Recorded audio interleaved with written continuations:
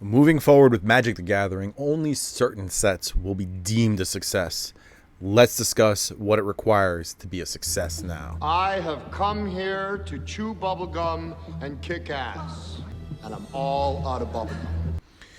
After Lord of the Rings and the success that was, you can bet that Magic the Gathering is only going to go in one direction.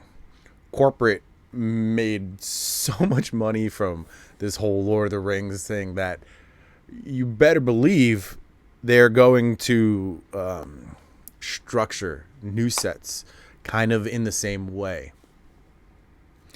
Moving forward, it is my strong belief that gambling sets are the way of the future, that these are the sets that are only going to be successes and, going to be, valuable and all this moving forward. And when I say gambling sets, I mean sets that have one of ones, sets that have, one of a couple hundreds, rare cards that people want. Stupid air quotes, right?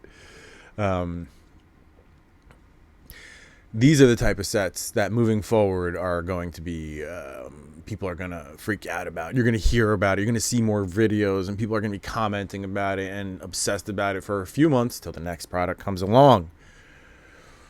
Gambling sets. So what is a gambling set? It's one where, like Lord of the Rings, collector's edition boxes, right? You buy a box. Now it's going to cost you, well, okay, let's go back to before the One Ring was pulled.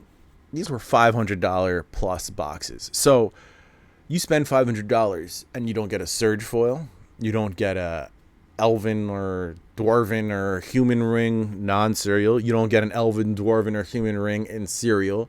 And you don't get the one of one. Then you've lost half your money. Minimally. Maybe more. So these are sets where it's gambling. Previously, you used to open a box and, you could rely on 50 to 80% coming back to you if you didn't get a hit, right? Now it's like 50% is what you're getting back if you don't get a hit. To me, that's really gambling. For the longest time, Magic tried to refocus on the playing side, the playing aspect of things, but now these packs are straight gambling. But I don't feel like it's in the original spirit of how they wanted it to be collectible. I don't know.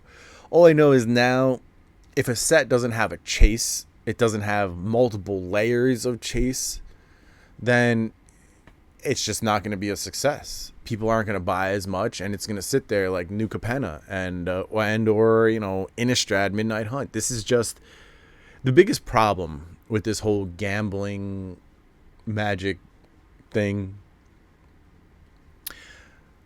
Some people are just going to be in it to rip it, and they don't care about the product. And I mean, I guess that's okay. But the biggest problem is there's going to be a lot of people who open it and who have bad feels after opening stuff they lost. When you lose in gambling, it's not fun. Gambling is fun when you win. So I don't know. I just don't like the idea of people losing and gambling. Collecting and having the cards be valuable and collectible has always been baked into Magic the Gathering. I was actually reading a recent prospectus. Prospectus? Maybe I'm using that word wrong. Anyway, it's the paper that they give to potential investors describing the product, asking for money. And they're asking for 80 grand for alpha. And they spoke about collectability, rarity, and how that's part of the thing. So any of these people who say Magic is supposed to be a game, it's not supposed to be collectible and valuable and all this, they're just wrong. Richard Garfield himself wrote it down when originally designing the game and originally gathering money for the game. I'll try and find that paper. Maybe I'll make a whole nother video about that. But, when you've come this far away from the original intent, which was a nice balance between playability and collectability, to now just like a weird